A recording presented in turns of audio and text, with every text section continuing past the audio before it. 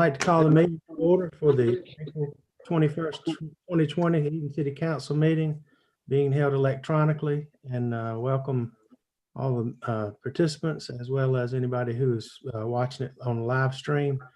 I'd like to thank our members of media, Roy Sawyers and Mike Moore, who continue to provide the citizens with information regarding the city as we're going through this unusual time. We meet the third Tuesday of each month at 6 o'clock. We work from a prepared agenda. The agenda is available on our website. If you're watching and want to follow along, there are multiple ways to log in to watch, and hopefully we have people able to get in if they need to. And I thanks to all of you for being willing and able to adjust your normal patterns to make this meeting possible, especially the IT department who's worked hard, and Deanna keeping us informed with how to do this. And it's been a learning experience, and I'm sure that undoubtedly we'll have some technological glitches during this meeting, and if so, we will work through that. And I appreciate Kevin and Taylor being available for us. With that, item number 2 is invocation. This will be given by Pastor Luke Muddy from Pleasant View Baptist. It'll be followed by the Pledge of Allegiance led by Interim City Manager Terry Shelton. If you would please rise for these two.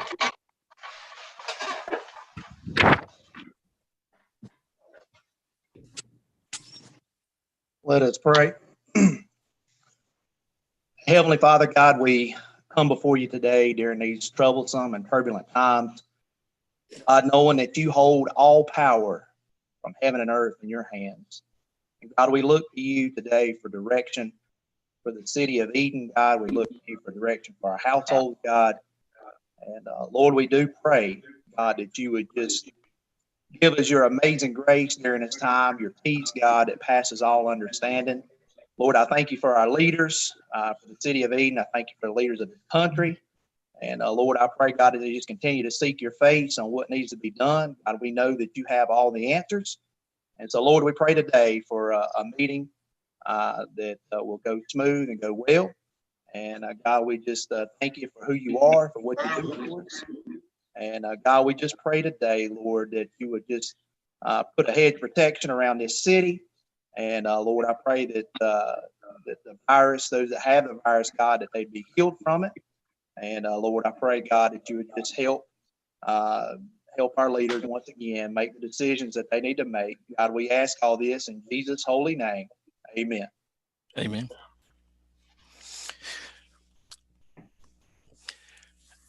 I pledge allegiance to the flag of the United States of America and to the republic for which it stands, one nation, under God, individual, with liberty and justice for all.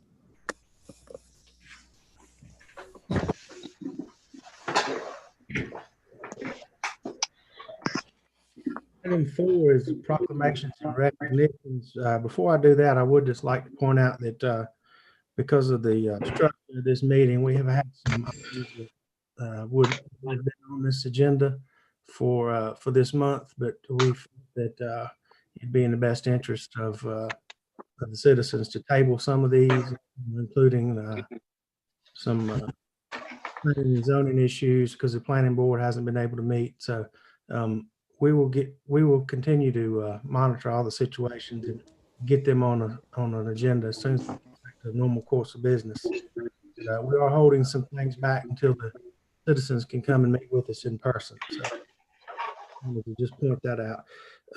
Item 4 is recognitions and proclamations.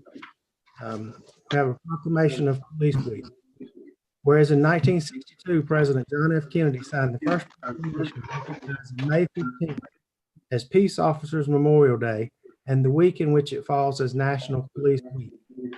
And whereas the city of Eden recognizes the incalculable value of our own police department, and whereas members of the Eden Police Department work tirelessly to protect their citizens across our city, enforce our laws, keep our neighborhoods, schools, and families safe. And whereas our officers each and every day in order to ensure our safety, And whereas the Eden citizens value the courage and devotion of the Eden Police Department, as our collective solidarity depends on the integrity with which our officers maintain peace and security.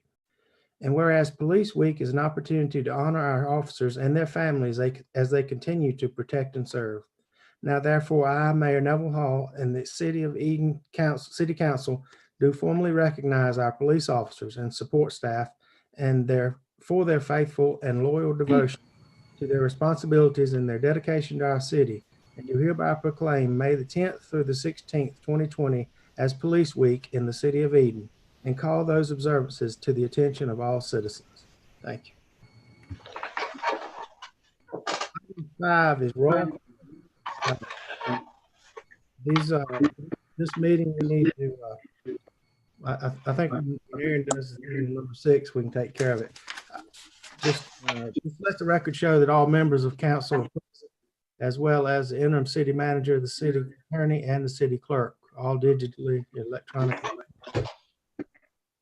Item 6 is the first order of business. I would ask Aaron Gilly to run us through this for the consideration of a policy implementing procedures for remote electronic public meetings during the COVID-19. Aaron? Thank you. Good to see everybody. Feels like it's been a long time since we've seen each other. So we have a policy that I have drafted to specifically deal with electronic remote meetings. When we were discussing the possibility of meeting remotely, there were some issues that immediately came to mind that would impact us in an electronic meeting. So I've tried to address those issues in this policy. One issue in particular is the issue of a quorum and how that is affected by electronic participation. So what we've done in the policy is have stated that electronic participation by a member shall be deemed to be physical presence at the meeting for all purposes. And that includes purposes for a quorum and for purposes of voting. So if in the event that someone is unintentionally disconnected, that will not destroy the quorum. So we have that issue. And then if someone is normally in a meeting, when someone does not audibly vote, that vote is considered an aye or an affirmative. That will not happen here if someone is unintentionally disconnected, their vote will not be considered an affirmative. So we have those two issues addressed here. And then as far as procedure, when any member makes a motion or a second, please identify who you are making the motion in the second, and then hopefully the mayor will be able to repeat that when he asks for the votes. And then the votes will be done by a roll call alphabetically. Whenever we do an electronic meeting, we will have public participation just like we do in a regular meeting. The public will be allowed to join via the internet or a phone option. So we've allowed that tonight, and we have put on our website and our social media that if anybody wanted to speak or to comment on the public hearing, that they would need to contact Ms. Hunt by a certain particular time. I believe that was 4:00 today. And then they were to be given instructions on how to do that. In addition, we will give as much notice as we can, and that's addressed in here, of the remote meetings. And let me see, I believe that that summarizes the policy. It also allows in here that because this situation is ever evolving, we may need to adjust that. And we may need at the next meeting not to have it remotely, to have it actually in person the way we did at the last meeting. And this policy allows for that also. So I can answer any questions if anybody has any.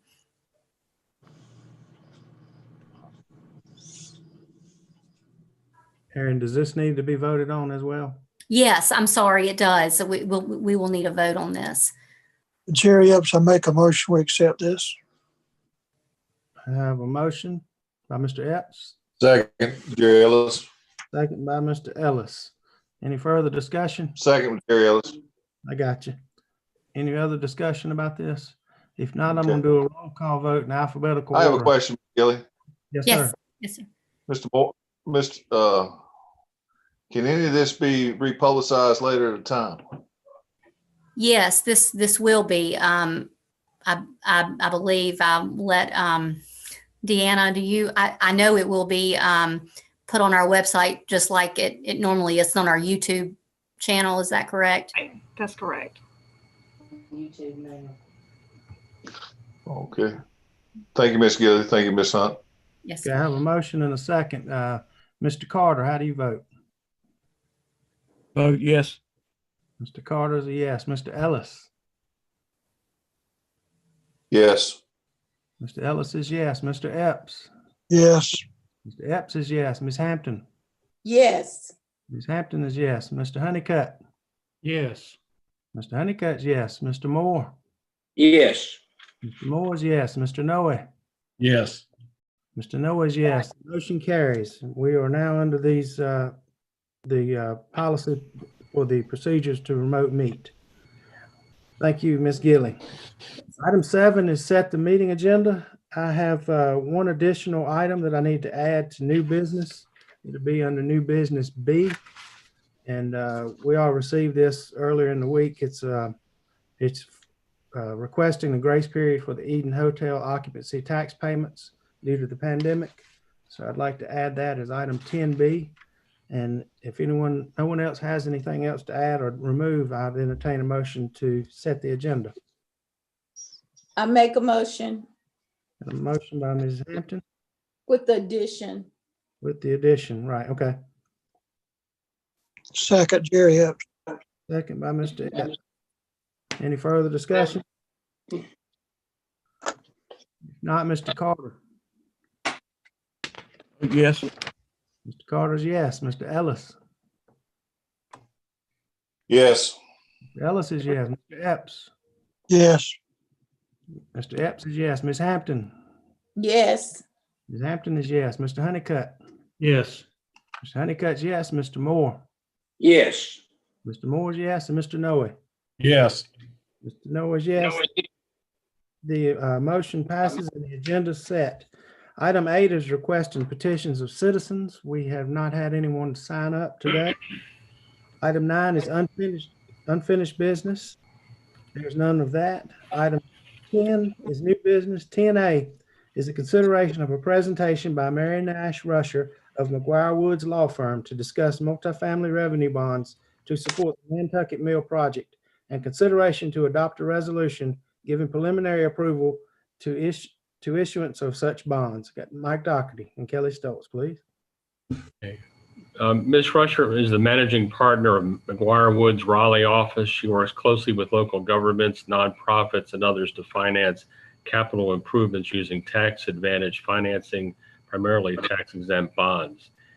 Tanya Haddock is with Cadence Development. She specializes in historic adaptive reuse developments.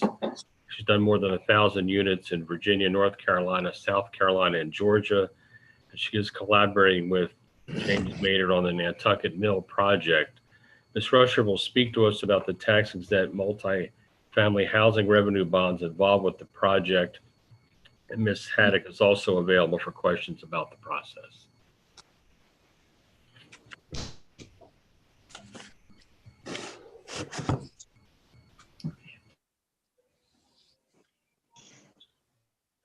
Unmute. Can you hear me? I can hear you. Okay, thank you very much. It's hard to tell. I think we're all slowly getting used to how this all works on Zoom.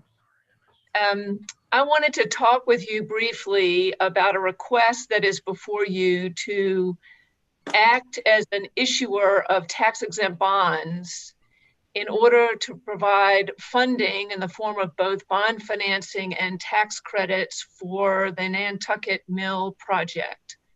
I believe you have heard about this project, and Tanya is here to talk about the project specifically. But I wanted to talk to you a little bit about your role as the issuer of these bonds.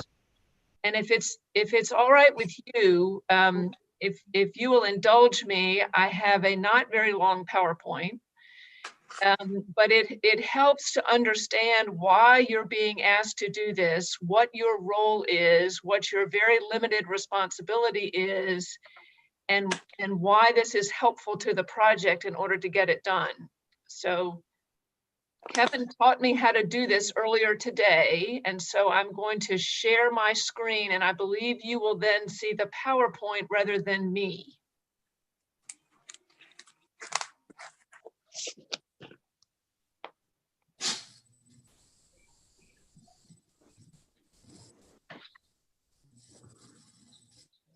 Did that work? Yeah. Looks good. All right, excellent. I've learned something new today. So what I was just going to explain is just how these multifamily housing bonds work and why it is, this is one of the most important tools in the affordable housing toolbox of getting these deals done.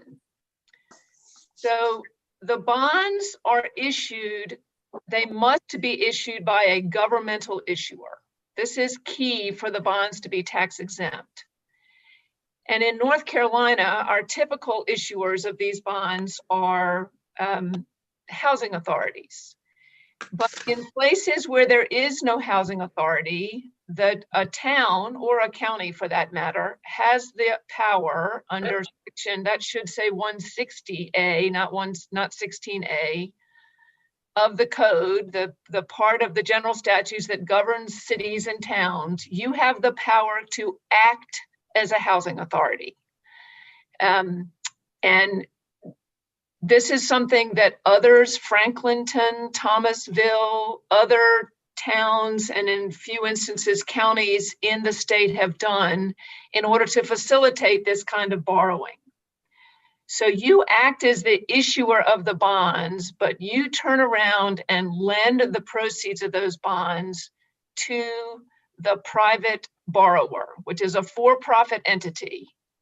And that borrower is solely responsible for the repayment of those bonds. You are essentially touching the money as it goes by in order for the bonds to be tax exempt. So these are not governmental bonds. They are not on your credit. They don't affect your borrowing capacity. They typically don't even show up in your CAFR. Occasionally they'll be in a note, but they are not on, these are not on your books. You are simply touching them as they go by. This is this chart. I'm a chart person. I like to see pictures. It helps me to understand what's happening. So in these deals, the authority is you. You are acting as an authority. You issue the bonds to the bondholders. The proceeds of those bonds go into a construction fund, and they are used by the borrower for the project. At the closing of the bond issue, we will put restrictive covenants on the record that require that at least 40% of those units be leased to folks whose income is 60% or less of area median income. So 40% to at least 60%. The rest of the units can be market rent, but the code requires that for the longer of the life of the bonds, or 15 years, those units be, that at least 40% be rented folks whose income is at 60% or less, which tends to be working people whose income is at that level. So the rules for nonprofit, for the tax exempt bond finance property focuses on the use of the project. 95% of it has to be used for capitalizable costs. In a deal like this one, where the building that is going to be used for the housing exists, they have to spend at least 15% of the purchase price on that rehabilitation. Of course, in an adaptive reuse, that number is much, much higher, but that is the tax rule. The criteria, these are all spelled out in the tax code and the related regulations. We have to have one or more building. They have to be on a single tract of land, have to be occupied for leases of 6 months or longer. You can't use these for hotels or dormitories. They have to have complete living, sleeping, cooking facilities. We can finance subordinate and related things like a clubhouse, parking, pools, playground. And it has to be leased to the general public, although subject to those income restrictions we just talked about. And this slide goes over those income restrictions again. This project is looking at the 40% of units leased to 60% or less of area median income. Those income limits are based on the HUD guidelines, which take into account family size adjustments. The way these work is that if someone moves into one of these units who meets the income restrictions, if they get a second job or get a better job, they don't have to leave. They can stay in that unit. At the point that their income gets to be 140% of AMI, then the developer is required to hold open the next available unit for someone who meets the 60% or less. So it's designed to allow people to improve their lot in life but then keep it affordable on a rolling basis. So part of the reason that we're before you today is that across the country, there is a limit on the number of these bonds that can be issued in any state in any given calendar year. That number is based on the per capita, the population, and $105 per our population, which means in 2020, the volume cap is more than $1.1 billion. There's no way that we will use up the $1.1 billion in affordable housing bonds in 2020. But nevertheless, there is a process for giving out that volume cap. The North Carolina Housing Finance Agency runs point on this, and they take applications from developers such as Tanya who want to build this housing. They review them against the annual plan that they put in place to promote affordable housing. And then they award the volume cap, which is essentially permission for the issuance of these bonds. This project is in the January round. They do 2 rounds every year. So the January round started in January with a preliminary application. The full applications are due at the end of May. And as part of that, the developer has to demonstrate that they have an issuer. They have found an entity such as the city who is willing to serve as the issuer of the bonds. So they have already filed their application. This is the step that would be the inducement. It's also called preliminary or reimbursement resolution. They're all the same thing, in which you are agreeing that you will serve as the issuer for these bonds. They will continue in their application process. They will receive an allocation of volume cap. At some point down the road, there will be a public hearing and an approval following the public hearing. If the bond issue has a term of longer than 5 years, there will also be local government approval required. They have a separate approval requirement for these bonds because they don't have anything to do with your credit. They are looking only at the credit of the developer and the credit worthiness of the project. And then the very last approval would be approval of the issuance of the bonds and authorizing people to sign documents. So one question that could come up is, why do people buy these bonds? Well, the first people they buy them is because they're exempt from federal and state income tax. So this is just like the bonds that you would issue. They are exempt from taxation and therefore they're municipal bonds and typically are purchased either by a single investor or by a mutual fund who puts them in with their pool of other tax exempt investments. The local government commission continues to be very strict about who can buy these bonds. They are typically sold to a bank, a similar financial institution, or a qualified institutional buyer, or they will have a rating, but most of the times these are bought by institutional buyers or they're secured by a governmental agency like Fannie Mae or quasi-governmental. The key thing that these bonds give to the developer, in addition to a lower interest rate, is tax credits. The tax code provides that if at least 50% of the basis of the project is financed with tax exempt bonds, then they automatically get the 4% tax credits. That tax credit provider will be the limited partner in the partnership that owns the project. And that limited partner, instead of getting cash flow out of the project, will get those tax credits over a 10-year period. So this is what makes these bonds particularly valuable, is that they generate these tax credits. And this is what has made this such a successful public-private partnership in the development of affordable housing, is that the private tax credits, the private developer, and the public issuer all are able to get together and produce the affordable housing units. The players in the deal, you would be the issuer.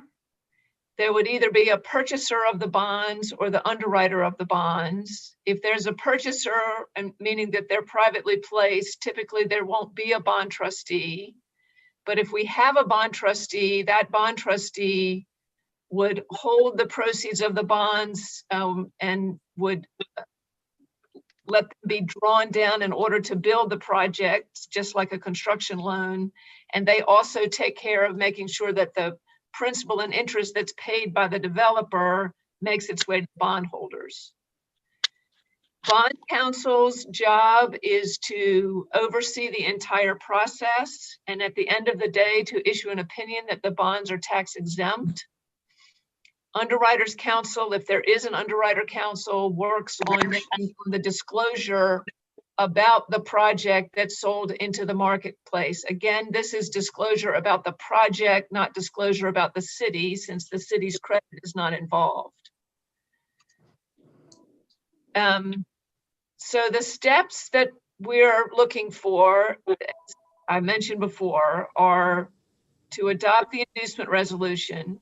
You would adopt the findings resolution required by the LGC based solely on the information provided by the developer. And then once things were done, you would adopt a final resolution approving the documents and the financing. After the bonds are issued, there are annual reports about the compliance with the low income requirements that you will receive. Although those same reports are being monitored, frankly, much more closely by the tax credit investor and by the Housing Finance Agency, because they want to make sure that those tax credits remain in effect. So I have put a lot of information on the screen, and I'm happy to answer any questions.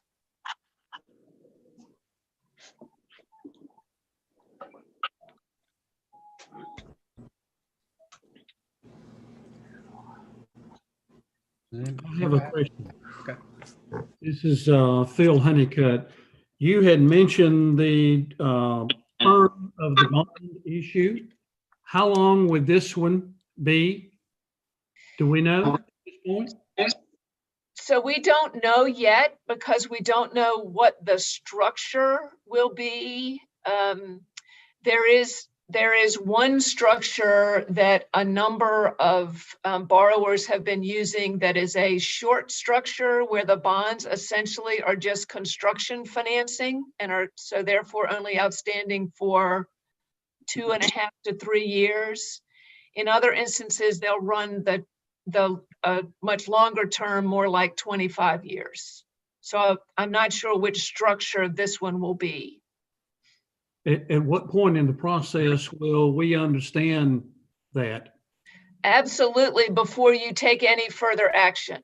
So this is just the step in which you say, if everything else falls into place, and frankly, if we're satisfied with it, we will be your issuer. But it's probably going to be October, November, December even before these bonds could be issued. So we're pretty far out from setting up that structure. Okay, given your experience on this, do you anticipate that there will be a trustee, or is that something that will have to be determined as we go forward? That would have to be determined, Tanya, unless you have already selected a structure for the bonds. We prefer to do the short-term construction bonds. But again, like you said, Mary Nash, we're not quite at that point. We're in the preliminary. Right. In the short structure, there are a number of the big banks, B of A, Citicorp, and then Fannie Mae also has a program in which they come in and take out the short bonds once the project is built. So in those short bond programs, we do actually have a trustee who holds the proceeds and doles them out during construction. Okay. Thank you. Yes, sir. Any other questions? I've got a question. Bruce Snowy. In this resolution, it mentions securing the same by pledges of its revenues. When the bonds are issued and purchased by others, if something happens and they're not repaid, is the city responsible for repaying bonds? No, sir. The revenues that secure it are the promise to pay from the borrower, which in turn will be secured by a mortgage on Nantucket Mill. So if things go sideways, which of course we hope they won't, but if they do, the only remedy that the lender has is to foreclose on the mill. Patio, back door. Are the borrowers in this way putting their faith in the city of Eden since they're the issuer of these? Are they aware that we have no financial responsibility to them? We would, in the offering document, and I'm certain that Aaron will be looking over our shoulders to make sure that we say it as many times as we need to, but it says in big, bold, all caps letters multiple times through the documents that the city has no responsibility whatsoever for repaying the debt. Great. That was my question. And I can tell you, I've been doing this for longer than I really want to admit, but it's decades. And we have seen one deal go into default. And that was a deal that was actually, there were no tax credits in that deal. And that was a nonprofit borrower that just got way out over their skis. And it did fall apart and they did foreclose and nothing happened to the issuer. it had no effect on the issuer. And that is the only one I know of where that has happened. Except I will say they had a bad taste in their mouth, right, when it was done. They didn't like it that it foreclosed, but it was the City of Raleigh Housing Authority, and they definitely survived. Are there any expenses or any cost that are going to be incurred by the city? Or is all of our, as an example, Erin may decide that she wants outside counsel to review it on our behalf. I mean, who pays for those kind of costs and any other costs that are associated with it that would be on our side? The developer is responsible for all those costs. And we make sure that all of the costs related to the financing are baked into the financing and are paid at closing. So they get paid out of proceeds or else out of equity that comes into the deal, but they've got to be paid at closing.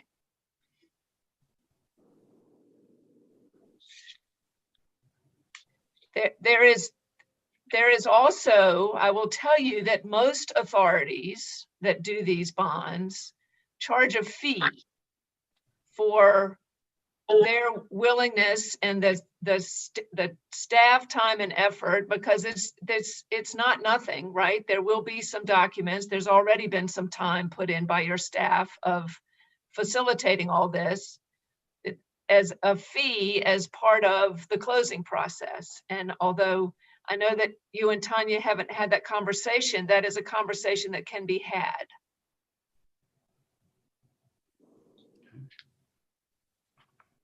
So at this point, what we're asking council to vote on is the initial resolution that basically says if the terms become mutually agreeable by the city and the developer and everything falls into place, like you said earlier, then we can at that point have a public hearing, vote on the language, vote on the agreements, and then decide.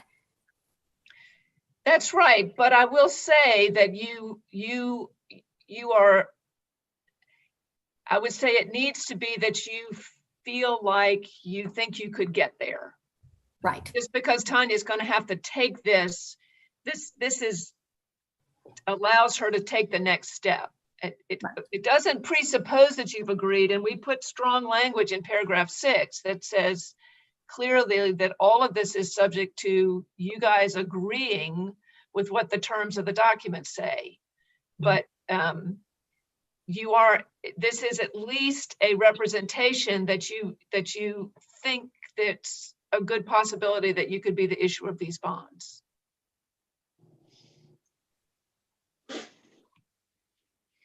It just almost seems too good to be for real on our part, because it seems like we have nothing to lose. It's all to gain, except at closing, right? Because we might have a fee then, but before then, there's no fee, right?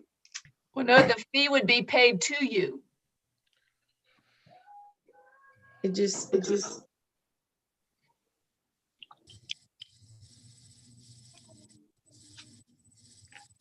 Anybody else have a question?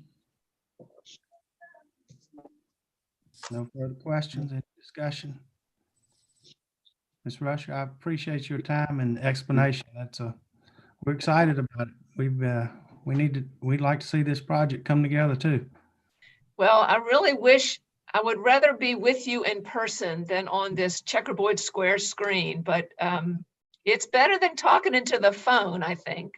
Yeah, I agree with that. I do have one thing I would point out. I have a hard copy of the resolution, and I noticed in the first sentence it says that whereas the council met in the city council chambers on today's date, and I don't know that we may need to make a small amendment since we didn't meet in the chamber. Yes, that is a great point. We need to fix that to say met electronically.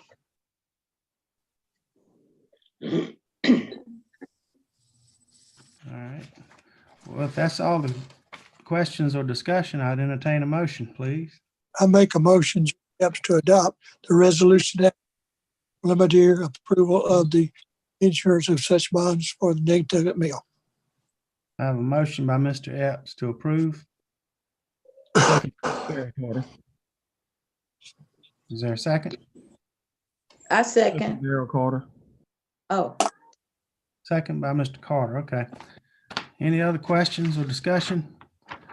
If not, we'll take a vote. Mr. Carter, Make a motion to continue to approve. we got a motion and a second. I'm taking the votes now. I'm Vote sorry. yes. Mr. Carter is yes. Mr. Ellis. Yes. Mr. Ellis is yes. Mr. Epps. Yes. Mr. Epps is yes. Ms. Hampton? yes. Ms. Hampton is yes. Mr. Honeycutt? Yes. Yes. Mr. Moore? Yes. Is a yes. Mr. Noe Yes. is a yes. The motion carries unanimously. Thank you again for your presentation and good luck, Thank you. Ms. Haddock. Thank you. Thank All you. right. All right. 10B, I got papers everywhere. 10B under new business is a consideration for a grace period for the Eden Hotel occupancy tax payments due to COVID-19 pandemic. Mike Doherty. And so, as everybody knows, every small business has been struggling with what's happening here, especially the hotels. The occupancy has dropped dramatically. So the county did a resolution or a policy where they are giving the hotels 2 months. They can pick whatever 2 months they are, and they have to notify in writing that they want to take advantage of a 60-day grace period where they could give an extra time to pay their occupancy tax. I will tell you that we had one hotel that paid this week, and I think we're up to date on these, but we're trying to just help them out because it's been a very difficult time for them. And I'm asking if you would adopt this policy as well. And most likely the months that they would take this grace period would be March or April. And then after that, they would return to their normal payment for their occupancy tax. And this is a delay of payment. It's not a forgiveness. Yeah, it's not a forgiveness, it's just a delay. Yeah, I've had one hotel owner reach out to me and express how close they are locally and in one of the hotels to being out of business. I mean, I'm in favor of during this time to anything we can do to help them. Mike, I'm not opposed to the grace period. I think it's something that we can and should support. The question is that what are the mechanics of them catching up on the, say they do 2 months of grace period? How do they catch that up? How long are they given to catch the deferred payment? Well, instead of, Tammy, you can, you're on here. I don't know, what are they given? 30 days normally to get it in, or what is the time period? I can't hear Tammy.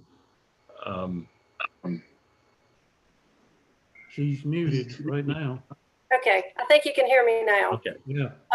They typically pay the 15th of each month for the prior month.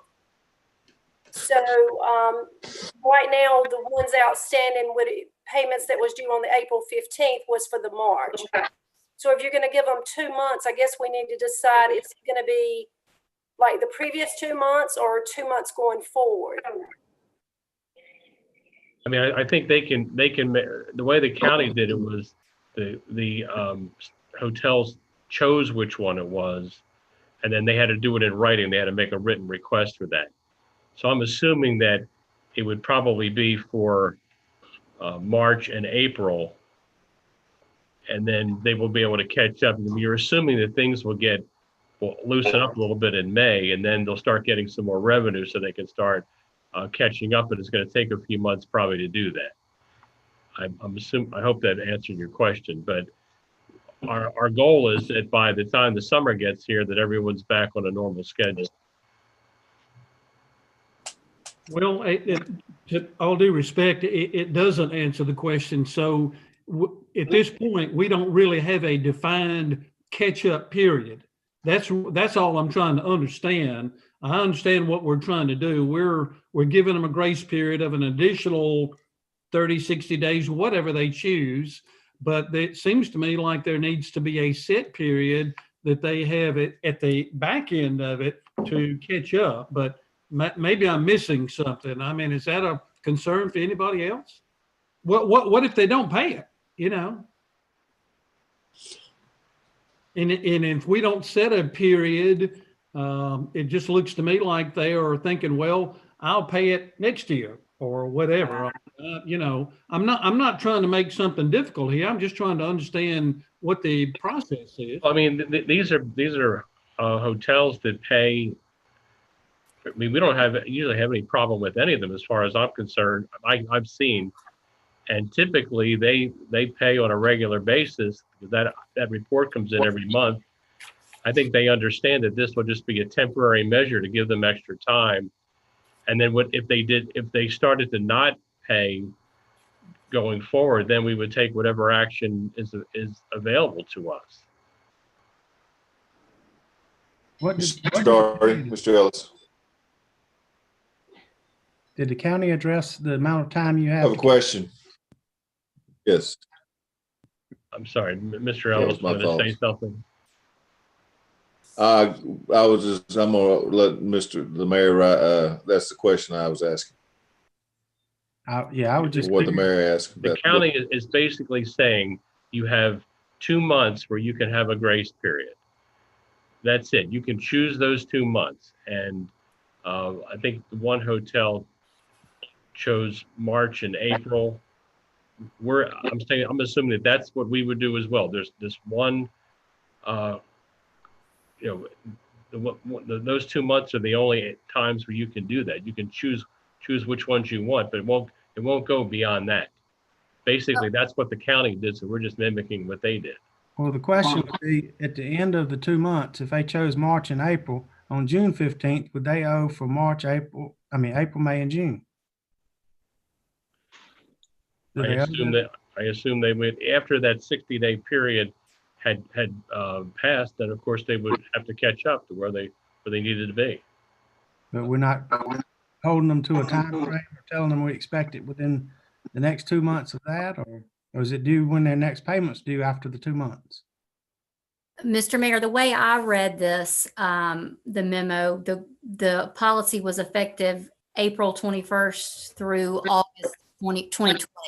So the grace period was in those parameters. So after August of 2020, it would become due. That would be when the grace period would end. So that's how I read it. Of course, we can set it however you would like it, however you guys would like it. But that's how I would read it. How I read it, that the payments would start becoming due, and all payments would be due going forward. The grace period would end August 2020. I have a question. Seems reasonable to me. What's the magnitude of the occupancy tax per month per business, roughly, an average? It really depends, Bruce. I mean, some it's maybe 2,000, others it's like 4,000. The occupancy, just to give you a idea, the occupancy tax for the calendar year of 2019 was $87,000.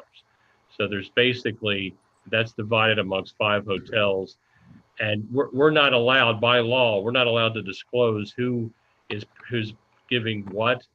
But you can pretty much, if you looked at the tax, you could tell who's generating the most volume. I mean, just based on the better hotels, the more populous ones. So, but I'm not allowed now to disclose who's paying what. Well, I mean, my take on it is, they'll be paying their property taxes anyway, and they're having a tough time. Is there any way or any consideration been made just to, give them 2 months and say, instead of a grace period, this is, you don't have to pay the occupancy tax for 2 months? No, we didn't think about that. I mean, part of that occupancy tax, part of that pays Cindy Adams' salary. We use part of that for that. So that's money that's already considered in the general fund, or at least to pay for that salary. Well, we've got businesses around here. They're struggling. We're going. I'd like to see us maybe cut some here and there to to take into account that do what we can to alleviate some pain and suffering that these businesses are having. Well, absolutely. That's why we've been raising money for this $1,250 grant to small businesses. They're in three days period, they had 116 applicants, and we're trying to raise money to fill that. I mean, there's some pretty tough stories out there. I agree with you, but we basically are mimicking what the county's done here. I mean, I guess that this is could be open-ended. We don't know exactly how this is going to end, when they're going to start resuming normal operations in the state, when the governor's going to do that. If that happens sooner rather than later, they'll get certainly back on their feet. But as of right now, this was the first step we wanted to take to just mimic what the county did. If this thing would go on to June or July, I think we'd be looking at a lot different situation. Mr. Noe, what would you think about adopting this 60-day grace period, and then in 60 days we could look at whether we want to completely forgive it? We'll see how much money. Well, there may not be that much money if they don't have many stays. I mean, they're not staying there. We may not be just forgiving it. It'll help them a little bit, but it won't really hurt our bottom line so much if it's minimal amount of payment. But I mean, we could look at it again. They're not going to be paying it this 60 days anyway, or they don't have to. I would think that would be. That sounds good. My fault. 60 days and. With the understanding that if we're able to, we'll forgive it, or consider forgiving it. I mean, I'm off like trying to help them too. Yeah, I think you need to look at, give them 60 days. We don't know what's going to happen with the economy between now and then. And so I'm in favor of that. Me too. Well, we'll take a vote in a minute. If somebody wants to discuss it any further or make a motion. Make a motion that we give the grace period for. Hold on, Mr. Honeycutt, y'all talked at the same time. Go ahead, Mr. Honeycutt. Sorry, Mr. Honeycutt. Can we hit the highlights of the resolution as it is right now? What was the date that Aaron had mentioned that the catch-up begins? August something or another? April 21st through August 20th. Well, April 21 through August 20. I'm not sure exactly what the date is in August. We could say August 31st if you wanted to. Why don't we stay consistent with the resolution, Mayor, and that way the grace period is consistent with what the county's doing, and that way I'm okay with reviewing it at the end of August. As a matter of fact, I think a little bit longer would be to our benefit, because I don't think we've got a good understanding or a good grasp as to how all of this is going to impact the revenue of the city. I mean, I'm certainly not opposed to helping folks, but for me, I think the aid and assistance should go to local-based companies first. And I don't know that any of these motels are. We could talk about that, but the other part is that by discussing it or reviewing it in August, that would give us some additional time to try to really see how this is going to impact our revenue. I mean, I'm really concerned that downstream we're going to start hitting some real revenue issues, and I think the city manager, interim city manager, is going to touch on it a little bit at the end of our discussion here. But right now, I'm not in favor of giving up any revenue at this point until we see, a little bit better as to how all of this is going to impact us. Because, I mean, I've got the budget here in front of us, and just on sales tax, including this occupancy tax, Our budget for the year is $2,864,000. And we start, I don't know what we're going to lose on sales tax, but I do know we've got a lot of restaurants that are closed, and a lot of people who are paying, normally would be paying sales tax, are paying nothing. And so, I mean, there's just other things that are a concern to me in terms of potential revenue loss. And I just don't want us to get too quick on waiving any revenue until we have some better visibility. But to Bruce's point, I think it's a good gesture, and I think we can review it. And my recommendation is to go with a resolution per end of August, and we can review it at that time and decide what to do. Those are good points. And the Mr. Doherty. there's no date on the resolution. It just says August of 2020. That may just be a typo. Aaron, you may have something more specific, or Mike, whoever made this memo. It just says August of 2020. But I think that we'll definitely should know more in August. I hope we do anyway. Go ahead, Mr. Ellis. Mr. Doherty. Mr. Doctor, you made the comment that some are going ahead and paying in the month of April, correct? No, Some have we made the payment in April. no, we had gotten one payment this week for someone who had been a little bit behind paid for February, and Tammy collects this. Tammy, do you have how many you've collected thus far? The payment for February was paid this week, and they're still outstanding for March. What But about the altogether, just one is past due at this point. So you're saying, Mr. I have one more question. Right. Out of the 5, is none of them paid for the month of March? I mean, for the month of April? That payment won't be due until May. Yeah, that's due May 15th. Okay.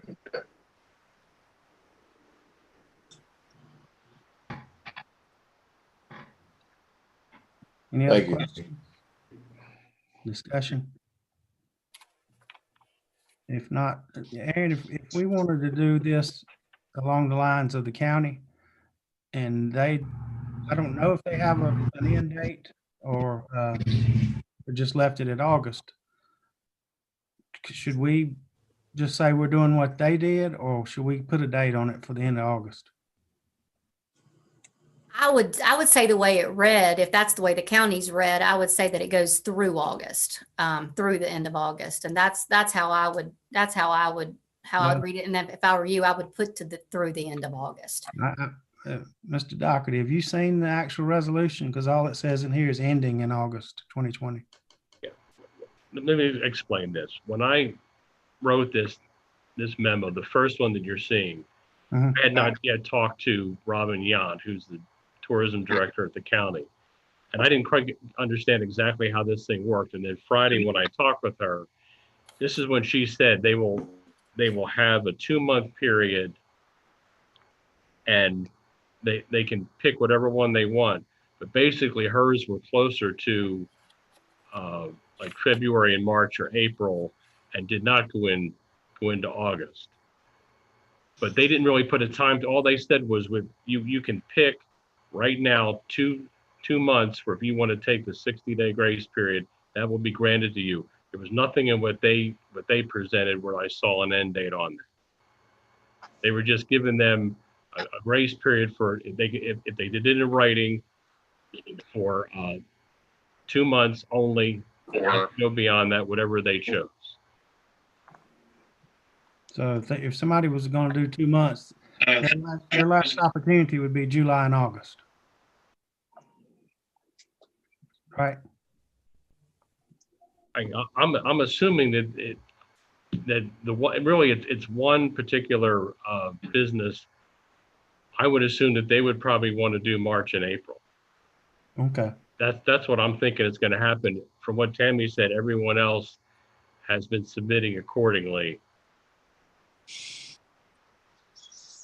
Okay. Does anybody have an opposition that you know of to, before, I'm not asking you to vote on accepting it, but if we do accept it, would you be acceptable to mirror what the county has? Everybody thinks, I mean, if we're gonna do it, let's do it that way. Okay. Well, if that's the case, I'd entertain a motion then. And would the motion be to mimic what the county Mhm. had? Because Well, I that don't would know. not include through August. It does not? It No, does. Aaron, it does not. That was, when I went and talked to Robin, I had submitted this thing on Thursday. And I resubmitted something after I got back to, after I talked to Robin, because I didn't quite understand exactly how this was going to work. But all it says in their resolution or in their vote was that they would give the hotel 2 months to select. They have to do it in writing for a 60-day period. It really didn't say an end date on it. So if you just want to follow suit with them, it's to allow, if they do it in writing for two months, they have a 60-day grace period, and after that they go back to normal. And they'll have to come to us and ask for that extra time. But I think we need to make parameters of which months they can choose. Right, and then so if you want to make it March and April, then that would seem to work. The way things have gone. I think we're more concerned with the repayment schedule. If we're gonna enforce it at the end of 2 months, do they owe us for 3 months at that next payment?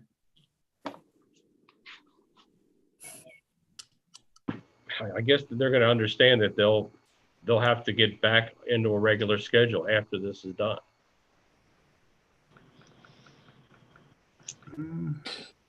I have a question. Mr. Noy, Yes. going back to what you said about if we did this and all of it had to be repaid by the end of August, could we say that, Mr. Mayor and Mr. Noy? Well, I mean, are you going to do lump sum payment for 3 months at one time? If they're struggling, that's not going.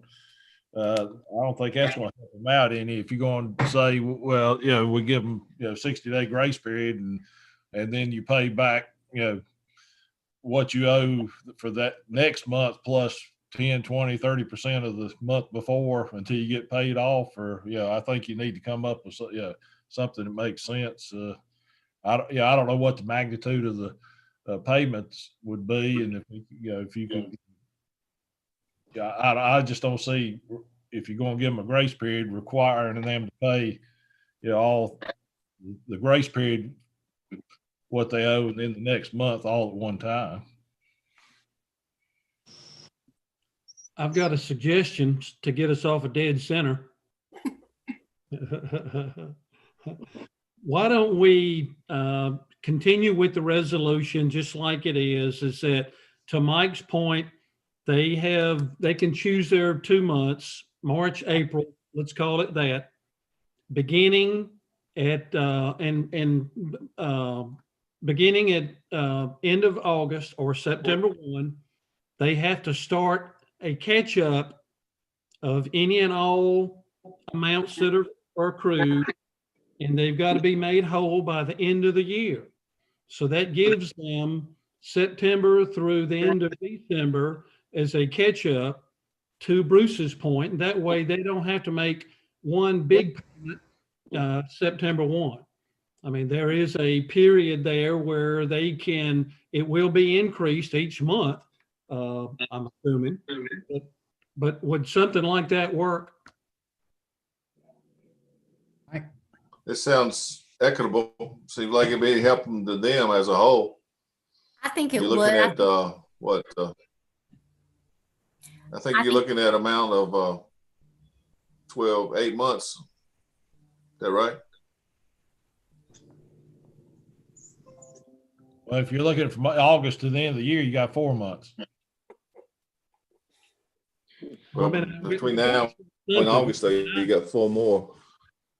I think the purpose of this was just so that the hotels would not be owing money when they weren't receiving revenue. And so when you put it off, that they're actually going to be, hopefully, if this is over by that time, and we'll review it in September, they'll be open and receiving revenue. And that's why I was suggesting it, Aaron, is that, they really don't even start the catch-up period until, say, September 1. And then by that period, they've got 4 months to catch up. And I'm just throwing something out there. We're seen to be on dead center here, and I'm just trying to put something out for discussion to see if we can get this thing approved and move on. And they may want to just catch it up when they get the first 2 months of Sure. good income. Yeah, I mean, it's up to them on catch up, but it would be, say, no greater than that period. Right. By the end of the year. Yeah. Yes. Yeah. Well, if they don't have people in the hotels or motels, they're not collecting tax anyway. So that's good for that extra 4 months to get everything done by the end of the year. And again, we can always go back and modify it later if we need to. I mean, I'm to Bruce's original point, I want to try to help everybody, but at the same time, I do want to keep an eye on our revenue exposure. And I'm really concerned about it. So I just want to make sure we don't leave ourselves in a trap. And it seems like that's at least a viable option at this point. We can always modify it if this extends on for months, heaven forbid, but we can modify it as needed. Well, that's what I agree with you on that. We go ahead and pass what we've got and review it, like you said earlier, and we need to extend it, we can. Yeah. All right. Anybody like to make a motion? I'll do it, Neville. So I guess what we're going to do, Aaron, is amend the resolution you've got. So basically, and you can fill in Mike's dates, but if I'm assuming that we're saying that they can defer the tax payments for March and April. Mike, is that what you're recommending? That was the original recommendation. Okay. All right. So let's go with that they can defer March and April, and that beginning September 1, there is a catch-up period that they need to be whole by the end of the year. Does that cover it? My only question would be, why do we need to give them a start date for that? Why do we just don't say it has to be caught up by the end of the year? I mean, because they still could wait and pay it on December 30th. Well, I'm afraid they're going to ask, Neville, is that, okay, when do I have to start making these catch-up payments? And if we don't, if you're going, how much do they have to pay? How much they have to pay in September? A fourth of it? Well, I guess what I'm trying to say is I don't care. Is that beginning in September, they're going to have to start paying this catch-up. That's the catch-up period. They've got 2 months that they're not paying. Okay. And at some point they've got to start paying it. But I guess that would do it. I mean, if you just want to say that by the end of the year, they've got to be made whole. If that'll cover it, I'm okay with that. Just say you got 9 months to catch it up. Okay. Whatever the end of April. No. 8 months. March and April, you got 8 months to be even. Well, given that, what was the purpose of having the August? That was the last date you could choose to have that as a. Okay, I got you. The program ended in August. So we're eliminating that part by stipulating. We're picking the months for. Okay. So yes, I'll go with that. Just drop the August provision and just say that they've got to be caught up by 12/31/20. Mike, does this handle what caught up or paid in full? Sold. Yes. Yeah, I'll take that. All right, let's have a motion then. I'll make the motion that we defer March and April, and they should be caught up by December 31st, 2020. I have a motion by Ms. Hampton. Is there a second? Mayor, Yes. is that paid in full at the end of December? Yes. Yeah. Caught up. You Caught paid up. 2 months Caught back. up.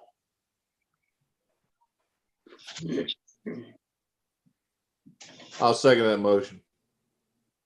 What he actually said that we might have to come back, Jerry, and discuss this again. It just depends on how our situation comes with this virus, you know?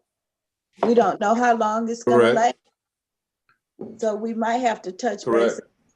Yeah, we can always look at it again, but before I call the question, I asked Ms. McMichael, the payments are due on the 15th of each month. Yes, right? for the previous month, that is correct.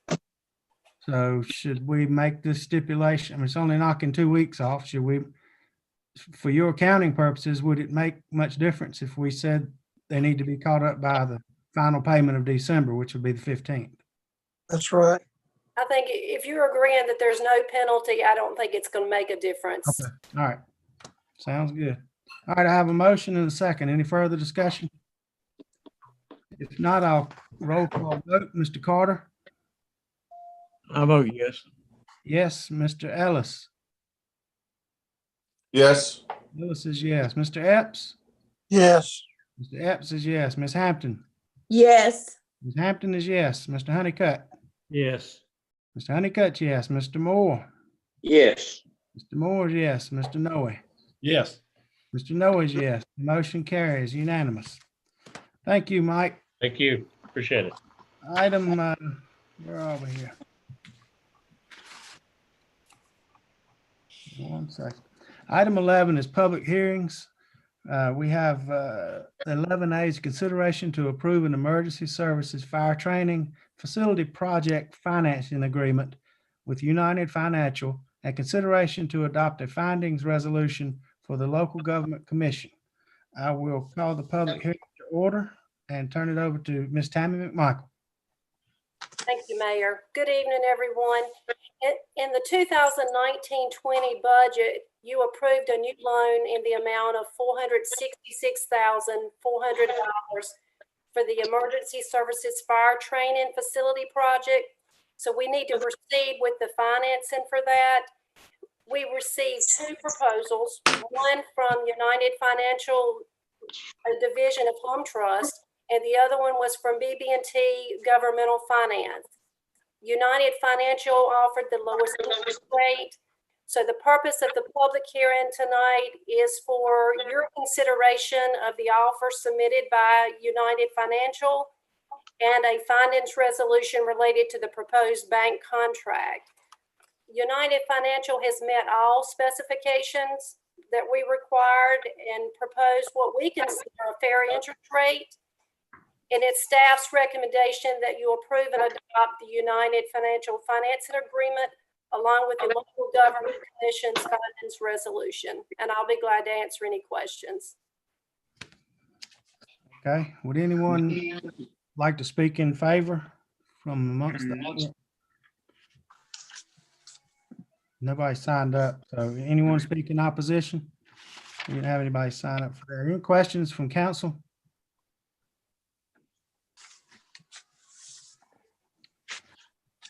If no questions, I'll declare the public hearing closed and entertain a motion.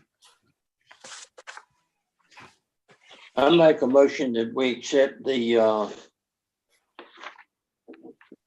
accept this with United Financial at the Motion by Mr. Moore. 1.69%. Have a motion by Mr. Moore to accept the bid from United Financial. Second, Jerry Epps. Second. A second by Mr. Epps. We'll call for a vote. Mr. Carter. Oh, yes. Mr. Carter's a yes. Mr. Ellis. Yes. Mr. Ellis is yes. Mr. Epps. Yes. Mr. Epps is yes. Ms. Hampton. Yes. Ms. Hampton is yes. Mr. Honeycutt. Yes. Mr. Honeycutt is yes. Mr. Moore. Yes. Mr. Moore is yes. Mr. Noe. Yes. Yes. The motion carries unanimously. And thank you, Tammy. Thank you. Item.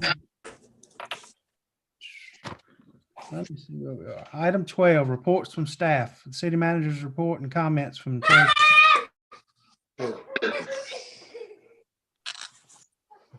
Hey, boy. Terry, you're on mute.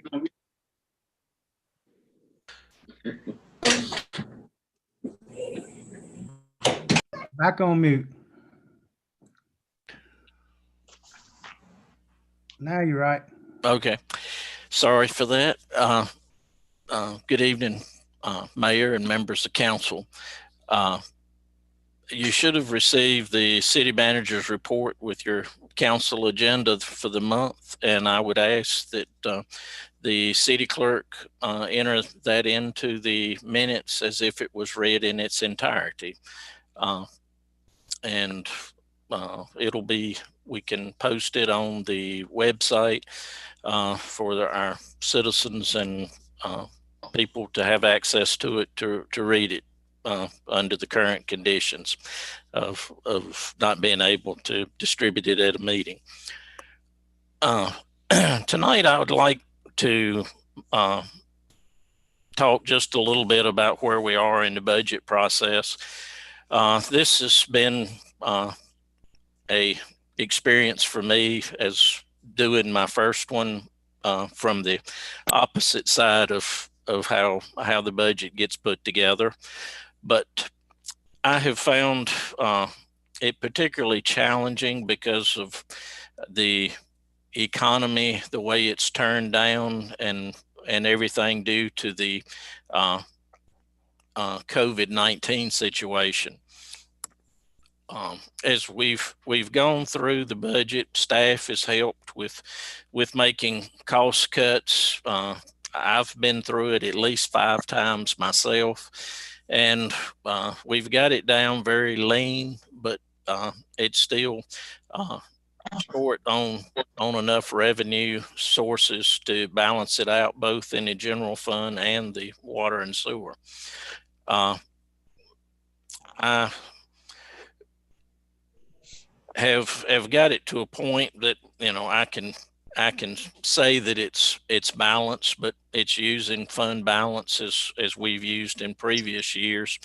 But I think when we have the ability to have work sessions, I would like to be able to do it in person at a meeting so that we can share input into council can ask all of the questions that they would have regarding the preparation of the budget and final product when we get to a point that council can approve it.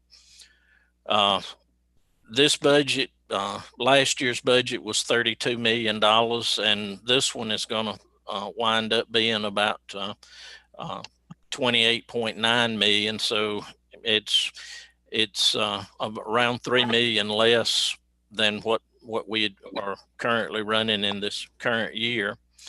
The more I have looked at the revenues and everything, I'm concerned about where revenue is going to fall out as far as the occupancy tax, for one thing. Obviously, that funds a lot of what we do in our tourism festivals and different things. That obviously will be down some this year, this spring, because of people not being able to get out and travel and do the things they normally would. So with any good fortune, I think we will start getting the economy going again by June. And by then, hopefully we can start seeing where the economy is going to go once we open back up and start having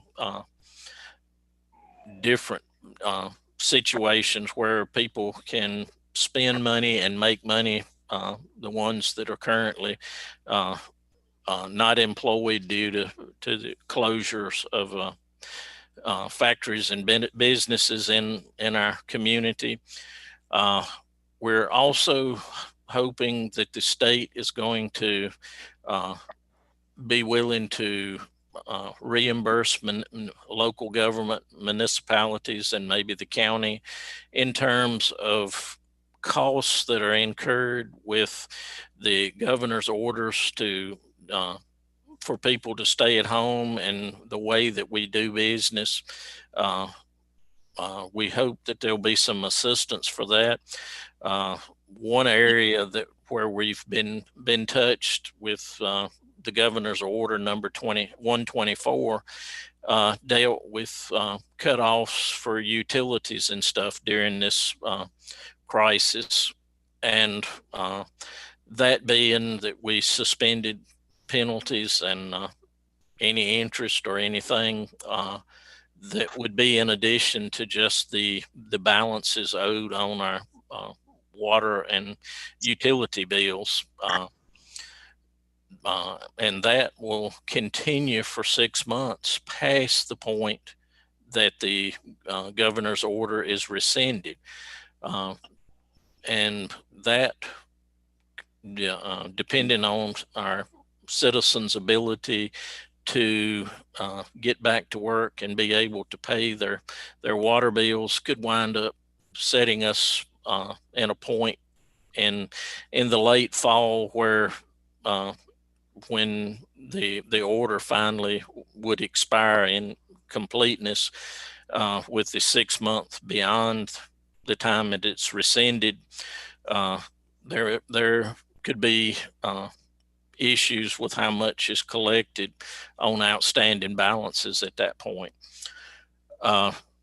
Hopefully, as we go along, we'll have a better idea where all of these revenues will fall out.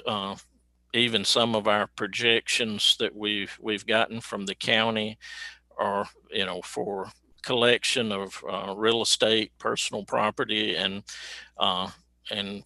industrial facilities taxes. All of those are percentage lower than they've been in the past, just due to the flow of money through businesses and households and everything else. So that's part of the reason I have mentioned to the council in regard to doing an interim budget. I want to continue to prepare the budget, and when we can, have a work session in person that we can talk through the budget and have one packaged ready to go. But I think it would be in the city's best interest for council to possibly pass an interim budget in June that would allow us to continue to operate based on the 1920 budget. As far as operational expenses, there wouldn't be any capital expenditures during that time until we got a 2021 budget passed, at which time we would resume a more normal budget operation. But also, I think once a 2021 budget is passed, we would need to hold up any capital outlay up until at least the middle of the year and see how things progress with tax collections and such, so that we know where our revenue stream is at that point before we made any large purchases beyond just our operating expenses. I think that a lot of local governments within the state of North Carolina are going to adopt interim budgets, some of them just utilizing the same budget for 1920 and again in 2021, just so that they don't change up anything that they're currently doing, and until next year, when they know what the budget stream is going to be back to and where operations can go at that point. But if any of you have a question, I'll be glad to try to answer it at this point. But that's kind of the way I would like to see things develop. And if council has any different path that they would prefer to follow, I'm certainly open to whatever the council wishes to do.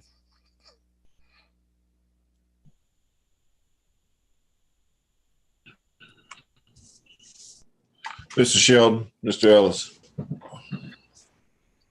Yes, sir. I recommend, I'm very happy for what you've been doing with this budget. Here we are. You said earlier that you went from 32 million in 1920 budget down to 28.9 million. That's outstanding. I know it's a lot of shortcuts that our departments are making, but as we've been talking about this throughout this meeting, about we don't know exactly how our future is going to be as we're trying to help out the hotels with this financial time. And it's just like when we speak now about the possibility of the suspension of the utilities continue for 6 months. And, this is very large for us. I'm highly in favor of the maintaining of the 1920 budget and to continue for the 2021 budget as you recommended. And I think a lot of your recommendations are, in fact, good. We possibly need to tighten our belts. And as a lot of us have already in our own jobs, in our families, in our taking care of our neighbors, looking out for our schools, looking out for the elderly in our town. And as the mayor, has said, is we are continually, willing to help in many ways. And I appreciate what you've done to let us know tonight about the possibility of even of the budget being deferred or to up to the next year as a whatever interim budget, and a possibility from June until to operate until the 1920 budget. And you and I spoke about the interim budget, and I didn't realize that there were a lot of counties implementing this already. And our businesses here in the city are struggling right now, and our people are struggling. We have a lot that are on short time, and as most of us are in our own families. And we have people here that own businesses that are on our council that have worked for 5 and 6 weeks now. And we stepped out of this high school in March 13th of 2020, and it's not for certain that they'll step across that stage in the graduation ceremonies for 2020 either in Morehead High School. But it's very, very tough mentally, and it's something that we have never been through before in none of our lifetimes. And we have to have the faith in our Lord, and to be able to prepare ourselves for any struggles, but not to be fearful, but to have faith. And I think that's what our city is really based on, is to have the faith. And I appreciate what you've done, because you have faith in our city workers. We have faith in each other. We have faith in each other as a council to uphold the city and do the right thing for people, as it's said tonight. But thank you for what you do. And Thank you, Mr. Ellis. Mr. Honeycutt, you had something? Yeah, I needed to unmute there, Mayor, sorry. Terry, in your conversations with other city managers or whomever you may have talked to about interim budgets, have they given any indication as to how long they would be looking at for an interim budget? Any guidance as, I mean, if we say July 1 becomes the new interim budget, if we maintain it, would your guess be for 2, 3 months? What's your gut feel at this point, Terry? Well, to my knowledge, the city has only adopted interim budgets twice in the 40 years that I've been with the city. And each time it was based on not knowing where revenues were going to be coming down from the state, how much would be reimbursed back to the city from the state. And the city adopted interim budgets to wait until they knew where revenues were going to fall out, so that they would adopt a good solid budget based on the projected return from the state. And that's kind of where my thoughts are coming from, that if we go at least July or into August, we should have a better focus on where those revenues are going to fall out for us. And at that point, I wouldn't expect to continue the whole year without adopting a 2021 budget. But it kind of depends on what we see at that point. In talking with some other city managers or town managers, some of them intended to just forego a formal budget preparation and just adopt the interim budget from the year we're currently in, and just carry it forward for the full 12 months. And that, could be an option, but I think as we get a little bit further in, one of my other concerns, and I'm sure each of you have thought about it, the COVID-19 may come back and be COVID-20 sometime this fall, and things could get really bad. If we got back into this same situation of businesses being closed, industries being on limited schedules or whatever. So I think just a very conservative approach as we go into the latter part of the year would be in order. But that's my perspective of where we would utilize the interim budget as much or as little as we think we need to. But my initial projection would be to have something adopted by the September meeting. And in the previous 2 times that I'm aware of that the city's adopted interim budgets, one I think was completed in, the regular budget was adopted in August on one situation, and in September in the other. But does that answer your question? It does. So we're basically looking 2 to 3 months is basically just the gut feel at this point. And that answers it. Thank you. Yes, sir. Terry, I think the workshop that you want to have where we can get together, I think that would help us out a lot too, to better understand things. But I think that the interim budget is the way to go right now myself. Yes, sir, Mr. Moore. I think that to have a workshop, say in June, or that would give everybody a chance to kind of see where the revenues are at that point, and what the staff has proposed to have for expenditures during the coming year. And then you all would have a better feel of what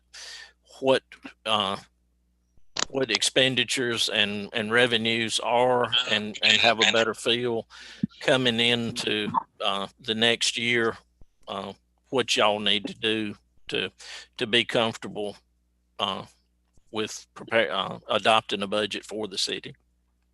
Thank you. Anybody else?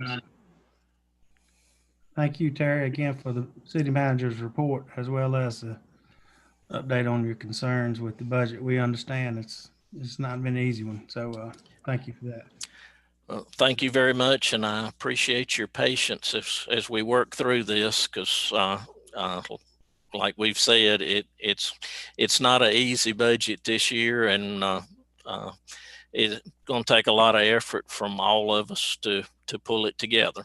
Yeah, nobody knows what it's going to be like in August yet, so we'll see what we can do. We'll do it with the best we can. Item 13 is the consent agenda. As usual, these are non-controversial items that have been submitted to us in advance, and with no objection, I'd entertain a motion to approve the consent agenda. Councilman, I make a motion for the consent agenda. Second. Motion by Mr. Moore and a second by Ms. Hampton. Any further discussion? If not, I'll roll call vote. Mr. Carter. I vote yes. Mr. Carter's yes. Mr. Ellis. Yes.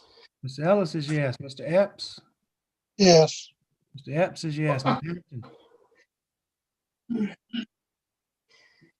Ms. Hampton. Yes. Ms. Hampton is yes. Mr. Honeycutt. Yes. Mr. Honeycutt, yes. Mr. Moore. Yes. Mr. Moore is yes. And Mr. Noe. Yes. Mr. Noe is yes. The motion passes unanimously to approve the consent agenda.